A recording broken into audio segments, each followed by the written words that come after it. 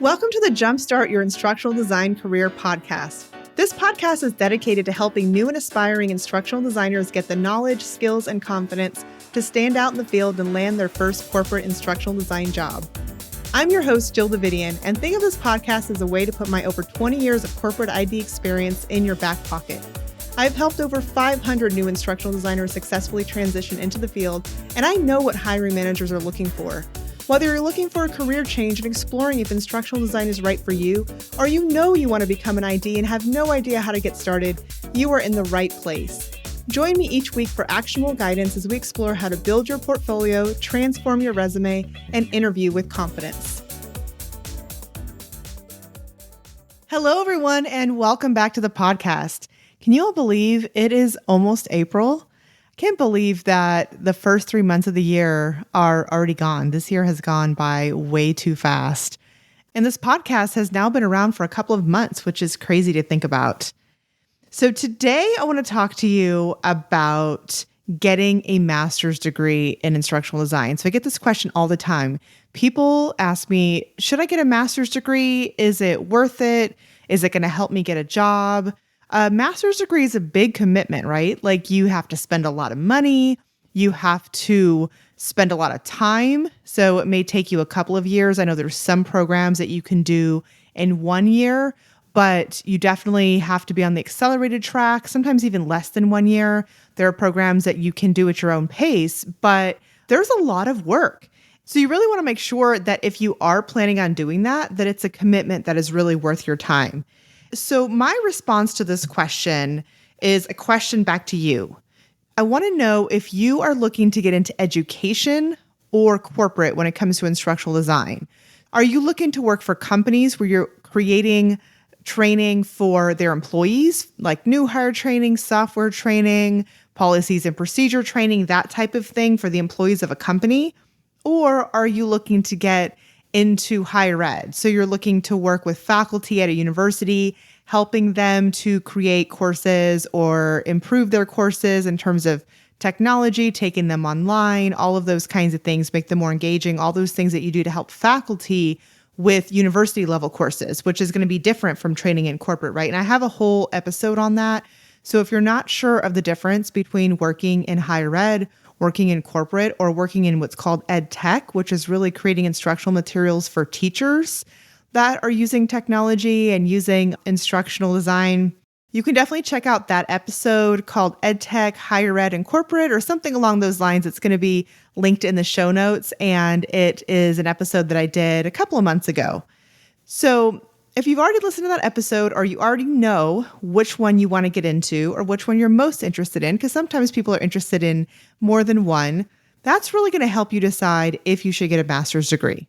So if you're going into higher ed, really higher ed is the main one that's really going to value a master's degree. Why? Because it's higher ed. So you're working for a university. Universities are going to value a university education. They're definitely going to be looking at those people who have master's degrees because they really value them spending the time and the energy and all of that to go through school to learn instructional design. They might even value having a PhD in instructional design, which is 100% not necessary no matter what you're getting into, unless you want to teach or do any kind of research or anything like that. Other than that, I would definitely not get a PhD unless you just really want to. But even with the master's, higher ed, they're really going to value that. Corporate, not so much, because corporate really wants practical skills. They want to know that you can do the job. And if you remember back to undergrad, whatever you majored in undergrad, you went through 4 years of school or however long it took you to get through it. And upon graduating, you probably started your first job. Maybe it was in the field, maybe it wasn't, but let's just say it was. And you probably didn't have any clue what was going on those first few months, right? You're trying to figure it out because you're like, the real world is very different than when I was in school. It's not the same at all. And that's how it is getting a master's degree in instructional design. And the thing is, corporations know that. They know that when you graduate, you're going to come in and you're not going to have a clue what it's like in the real world. And so that is not what they're looking for. They're looking for someone who can really hit the ground running. A lot of these companies are trying to save as much money and time as they can and get as many things as they can get done.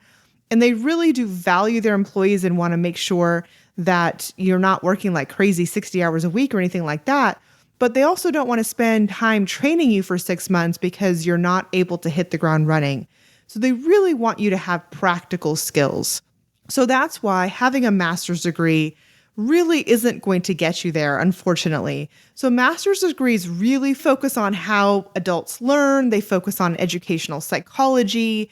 They focus on all of the different ways that we need to think about designing learning systematically, which is great. But the problem is it's often not put into practice.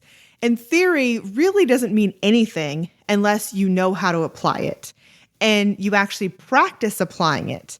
And that is where a lot of master's degrees fall short. The other thing is that the way that corporations know that you know how to do the job, especially if you're in the category of transitioning into a new field, is through your portfolio. The portfolio is something that you will have to create that really demonstrates your skills. And I have an episode on that as well, so you can go back and take a look at that at a later time if you're not sure what a portfolio is. But a portfolio is essential to get an instructional design job, whether you have experience in the field or not, but it's super critical if you're new.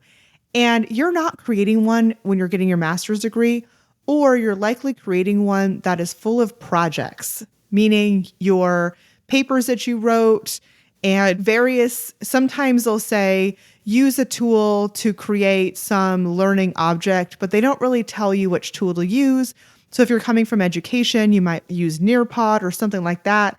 And they don't tell you that. If a corporate employer sees that, they're going to be like, no, but they don't tell you that. And so people are putting these things in their portfolio and they're often making sections by course title, like my needs analysis course or my instructional methods and whatever course ends up being the title, or even worse, the class section, whatever it is, 101. And so that is not what corporate employers are looking for. In fact, it looks and screams, I don't know what I'm doing. You do not want what you're presenting to a hiring manager or on a job application to scream, I don't know what I'm doing. Or worse, you don't even create a portfolio because the program doesn't even have one. Now, there are a couple, very, very few master's programs that have kind of gotten with the times a little bit. And so they have a little bit more of a modern portfolio that's closer to what is needed, but it's often still not all the way there. I don't know any master's programs that is fully there in terms of what you need in the corporate world. So what happens is you go through and you get that master's degree, and then you have to learn how to do the job before you get the job, because they're not going to train you on the job. They may give you a little guidance, but they're really expecting you to come in knowing how to do things. And they want you to have that portfolio to prove that. And so now you've got to spend all this time learning how to actually do the job. A lot of people think as soon as they get their master's degree, boom, they can go start applying for jobs. And in the corporate world, it often takes a long time after a master's degree to get a job. We have lots of people who end up joining Applied Instructional Design Academy after they get a master's degree. I wish they'd found me before, because honestly, the master's degree wasn't really helping them out that much, and they spent a lot of time and money to get there. But the reason why they join my program after they've completed their master's degree is because they found that they still can't get a job, and they're like, something's missing. And so we also have a lot of people who join that have not gotten their master's degree because they've decided not to, or I caught them in time and said, hey, you need something more practical. And so they get jobs just as quick as the people who had the master's degree first. Now, some people want to have that piece of paper because you just want to have it. It's just really important. You just really love going to school and you really just want to have those letters behind your belt. That's perfectly fine. If that's you, by all means, you can definitely get your master's degree, but it really is going to be a piece of paper that may or may not help you. And this is where it may help you in the corporate world. If you have two people applying for a job and one has a master's degree and one does not, now all other factors are equal. So they have a portfolio, both of them, that is not a master's portfolio. So the person who went through the master's degree redid their portfolio and put things that are really applicable to corporate on there. And the other person also has a portfolio but did not go through a master's program. So the hiring manager is looking at these two people and both of their portfolios are equally good. They're maybe both transitioning into the field, so neither one of them has any solid instructional design experience. And so all of their factors pretty equal, but one has a master's degree and one doesn't. They may choose the one with the master's degree. They may give an edge to that person because all the other factors are equal. So they're just picking the one that maybe has the little extra edge.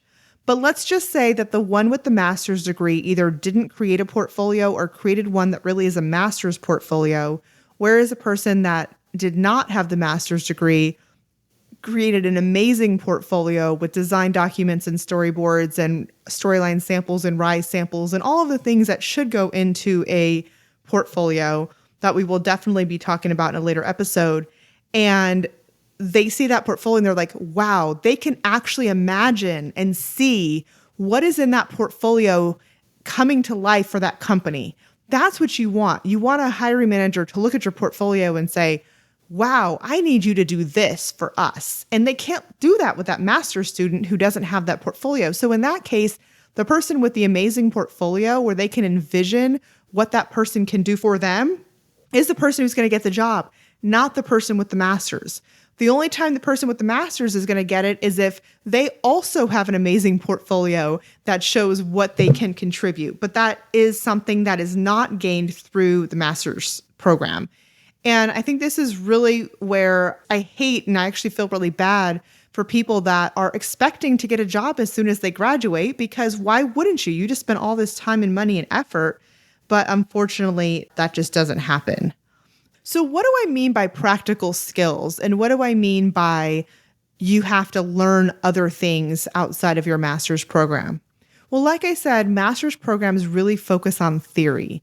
So they're really focused on why do we do the things that we do as instructional designers? What's behind it? What's the psychology behind it? How do people learn? All of those kinds of things.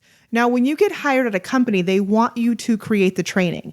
Do they want you to incorporate how people learn and all of those things into it? They do, but they want you to create deliverables. They want you to use certain software tools, and usually it is the tools that they are using. They don't want you to be using tools that have nothing to do with what they do. They want you to use the specific tools that they use to create learning. They want to see the end result, the deliverable, what you can produce, which you do not come up with in a master's degree because all you're doing is the thinking at the beginning of what could possibly be. You're not creating the deliverables. For example, on the software side, Storyline and Rise are the two most common tools that are used in instructional design to actually do the development, right? We design learning so that it is engaging, it meets the objectives, and it changes behavior ultimately at the end of it. But we use certain tools usually because a lot of learning is e-learning. So that goes back to what I was saying about hiring managers wanting to see things in your portfolio that look like what they're looking for. So if you don't learn Storyline and Rise and you don't have samples in your portfolio representing that, you're not going to have things that resemble what they actually want. Now, do those Storyline and Rise samples have to incorporate all that theory and everything? Yes. But you have to actually show them that you can do it and don't stop at the theory. And that's the problem is master's degrees often stop at the theory. They don't teach the tools or the practical application. Or if they do, they'll get tools that are cheaper. For example, sometimes they'll get Captivate because Captivate is an e-learning authoring tool that is cheaper than Storyline, but it's not used as often. A cheap tool doesn't matter if no one's using it because, again, companies want to see things created in the tools they're actually using. They want to see the product, the e-learning that looks like things that they actually create. And so things created in a different tool are not going to do the job. And so these are things that you're going to have to learn on your own outside of a program. Now, you will hear people say, especially some people who have been in the field for a really long time, that tools are easy to learn. You can learn those anywhere. It's the theory that's most important because that's the basis. And that's why getting a master's degree is so important. Often these people, like I said, are people who have been in the field for a while and honestly have an outdated mentality. 5 years ago, a portfolio wasn't even required. The only way other than experience that you could demonstrate that you knew anything about anything was to get a master's degree. So if you're transitioning into a new field, you can imagine if you have no opportunity to create a portfolio, your resume does not represent any experience in the field, and you don't have a master's degree, you have nothing. Now, having a portfolio really is the focus because it shows what you can do from a practical perspective.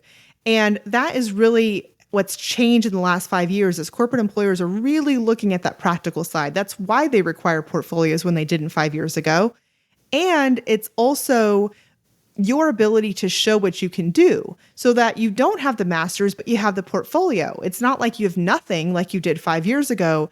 And so a lot of the people who are saying that the master's degree is still important and all these things are people who don't even have a portfolio themselves because they were around in the field when it wasn't necessary, and often are the ones that are getting laid off from their job and then can't find another one because they haven't kept up with the times.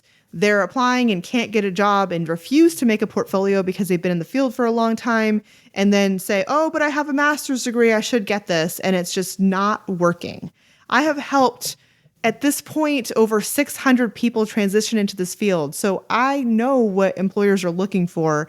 And I will tell you, it is practical skills. Of course, they love experience, but unfortunately, a lot of people with experience are the people falling out of the field because they don't keep up with technology, they don't have a portfolio, and they don't have those practical skills. And that is what employers are looking for. So if you hear that, that's probably where it's coming from. It's someone who's been in the field a long time and has not really kept up to date with what is currently being asked for at this time. As I said earlier, designing good learning is important, but it's actually not that difficult to learn how to design good learning. So if I was to divide design and development into two buckets, design is really how do you create that blueprint? How do you actually really design solid learning? And then development is going into an e-learning authoring tool and creating the course based on your blueprint, based on your good learning that you establish as a foundation. So you have the design and the develop bucket. Master's degree focuses on design, and then you've got the tools, which are the development. These people will say the tools are easy, the design is the hard part. It's actually the opposite. A lot of people transitioning into this field are coming from education. Now, granted, designing learning in corporate is different. And if you don't think it's different, you have a rude awakening ahead of you because it is very different. And I talk a lot about that in this podcast. But you do have a foundation if you're coming from education. And if you don't, these things can be learned. It's not something that you need to spend 2 years learning. It can be learned in a lot less than that. And I say 2 years because a lot of master's degrees are that long. I know some of them aren't. It doesn't even take months to learn how to design good learning. The tools, they take way longer, and you need all of it. I'm not saying design is not important, and that's why I don't want you to go get your master's. It is, but you can learn it outside of a master's degree and spend a lot of your time learning the tools, because honestly, that's what's really hard for people to learn. And it's really important that you know both. If you don't know the tools and you just go to apply for jobs, like I said, you're not going to get anywhere. You've got to know both. So why not spend your time focusing on the hardest part, learning both because they're both important, but really focusing on the hardest part and not just spending a year or all your time focusing on the part that's going to come easier to you, especially if your background's in education, and then scrapping the hardest part and trying to figure it out at the end on your own by yourself. It just does not make sense. The people that we have had join Applied Instructional Design Academy always struggle the most with the tools. They don't struggle with the design part. We spend a lot of time on it. We create design documents, storyboards. We spend a lot of time on objectives and good learning and assessments and all of these things in the corporate world, which is different. It's not that we don't emphasize it. It's not that we don't care about it. We do, and we spend a lot of time on it. But honestly, that's not the hardest thing for most of the people in our program, and we mostly do have a lot of educators. It's the tools. That's where they need the help and the support and all of these things that you should get when you're in a master's program, right? That's what they need the help for, and they just don't get it.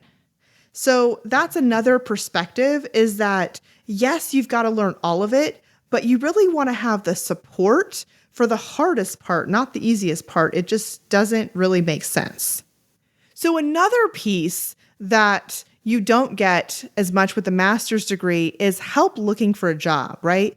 Like you get your degree, you maybe have them looking at your resume in a resume office or something. Like I said, maybe get somewhat of a portfolio, but they don't really help you with that whole job search process either. And you're kind of on your own with that. So that's another thing as well. So what do you do instead, right? If you don't get a master's, how do you learn instructional design? So I've been talking about my program, Applied Instructional Design Academy, which is one way. It's a 9-month program, and it really focuses on the practical skills. It kind of is like a master's degree because we really deep dive. It's pretty intense into how do you actually create corporate learning. And we have a lot of practical application, a lot of practice. Like you're not just creating things for your portfolio from your own ideas. We actually give you things that you might get at a corporate job and ask you to design from that. So there's a lot of that going on. You also can do it on your own. You can piece things together. You can go through another program, but whatever you do, even if you don't join Applied Instructional Design Academy at some point in the future, whatever you do, I would look at some approach that's practical. Honestly, learning it on your own is going to be more valuable probably than getting a master's degree. I'm not kidding. So that to me is a better approach, even if you join no other program. So I'm definitely not saying you have to join mine. I'm just saying I really don't think a master's degree is a good use of your time. Now, one of the things that we give you is we give you support for looking for a job, all of your job assets, interviewing, all those kinds of things, which are also things that you won't get, like I said, with getting a master's. So there's a lot of differences between joining a program that is focused on a practical approach.